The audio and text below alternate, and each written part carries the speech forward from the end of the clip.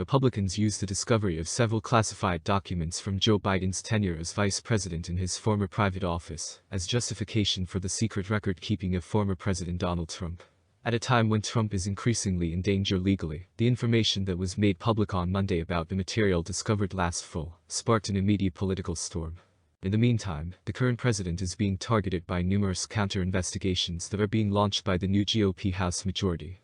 The new controversy so far seems to be less significant than the more than 100 classified documents that were taken from Trump's Mar-a-Lago resort following a court-authorized search by FBI agents. Some of those documents carried the highest designations of government secrecy.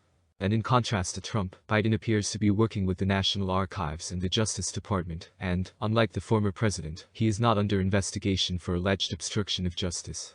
Security clearances specialist Bradley Moss stated on CNN this morning on Tuesday that, thus far, and barring any new troubling evidence, the current president's team has behaved differently due to the cooperation and absence of obstruction in which they have engaged, compared to what Donald Trump has done.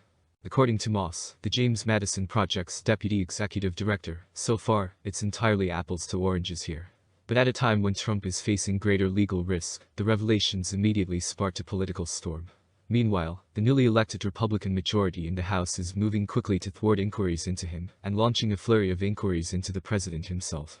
Trump attempted to take advantage of Biden's discomfort over the documents in a post on his Truth Social network. Trump views attempts to hold him responsible for his actions during and after his time in office as political victimization. When will the FBI search Joe Biden's numerous residences, perhaps even the White House? Clearly, these documents weren't declassified, he said. This is a further concern that there is a two-tier justice system, said James Comer, the new chairman of the House Oversight Committee. In response to the discovery of the documents in an office used by Biden after he stepped down as vice president, the new House Speaker Kevin McCarthy moved swiftly. I see, really. After all these years, they have only just discovered them. What has he said regarding the other president having sensitive information? The material, some of which sported the marking sensitive compartmentalized information, indicating that it came from intelligence sources, has been sent to the U.S. Attorney in Chicago for review. Fairness and adherence to the law demand that Biden respond to many of the same inquiries that Trump is currently dealing with, including whether he was legally entitled to the records, the reasons they were not previously disclosed, whether they were securely stored, and how they originally ended up in his office. Given the extreme sensitivity of the Justice Department's investigation into Trump on a related issue, critics will also question why Biden didn't immediately inform the public of the discovery of fewer than a dozen documents last fall. And given his vehement criticisms that Trump did not take the proper steps to secure classified documents at Mar-a-Lago, the president will undoubtedly come under fire for being hypocritical. Even if there are adequate responses to these questions, any differences between the seriousness of the Biden and Trump documents will be lost in the political storm that is already brewing, and with conservative media likely to falsely equate the two cases. The report provides Trump with an immediate opening as he attempts to avoid responsibility for his actions and asserts he is a victim of persecution in order to thwart his 2024 campaign. The former president is an expert at using a single incident to create an entire campaign narrative, as he did in 2016, with the emails of the then Democratic nominee Hillary Clinton. The report will also provide the new Republican majority in the House with new information, as it launches a multi-pronged investigation against the White House. The report about Biden, which was first reported by CBS, will unavoidably increase political pressure on Special Counsel Jack Smith's investigation into Trump's retention of classified material, even though there currently seem to be clear differences in the scope of the cases. By subpoenaing Trump's former attorney Rudy Giuliani, as part of a federal grand jury investigation into Trump's fundraising, among other matters related to the 2020 election, Smith is now penetrating even further into the former president's inner circle. The Biden document leaks will also exacerbate Garland's already severe political headache, as he mulls whether to ultimately decide to charge Trump, whose status as an active 2024 candidate and former president carries significant political ramifications.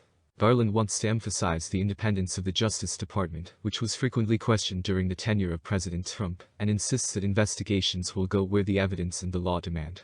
But now, inevitably, and regardless of how the Biden vice presidential documents controversy is resolved, a decision to charge Trump with mishandling classified information but not Biden would cause political uproar among conservatives, who would undoubtedly charge Biden with double standards. A measured response to the Biden report from the former president's legal team was made in an effort to widen potential legal loopholes for their client. One attorney claimed that the Biden incident was indicative of a larger problem but trying to keep track of classified information in the offices of the president and the VP. It's difficult to keep track of things when they get packed up and moved at the end of an administration, because there is a problem with overclassification. In addition, the attorney for Trump warned that if he were to be charged, his attorneys would request copies of all correspondence between Biden's team and the National Archives regarding the incident. The papers were discovered by Biden's lawyers in a locked closet in the future president's private Washington office, while he was a visiting professor with the University of Pennsylvania. The documents were turned over to the National Archives the morning after they were discovered after the White House counsel's office received a notification. According to a source familiar with the situation who spoke to CNN, Biden was unaware the documents were in the office until his personal lawyers alerted him to their presence, and he is still unaware of the information's content. Official records and classified records must be turned over by federal office holders upon leaving government service, as required by law. Biden doesn't seem to have attempted to claim ownership of the files, to obstruct their transfer, or to make ludicrous claims that he had previously declassified them based on an undisclosed private thought, unlike in Trump's case. Smith is looking into Trump to see if he kept classified information in violation of the Espionage Act, and to see if he may have obstructed justice. Republicans rally for a White House investigation assault. The showdown between the newly elected Republican House majority and the White House will become more heated as a result of the Biden documents case. Over the past 2 years, congressional and criminal investigations into Trump's actions during and after his presidency have rocked him and pushed him ever closer to accountability.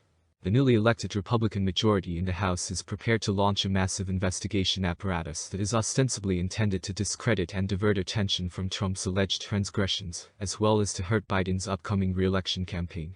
Given how much the staunchly conservative House GOP still obeys the former president, such an assault was inevitable. But McCarthy's concessions as he capitulated to right-wing hardliners to win his speakership last week helped the investigation's vigor, breadth, and financial heft. For the White House, which has already spent months putting together its defense, it also represents a rapidly growing challenge.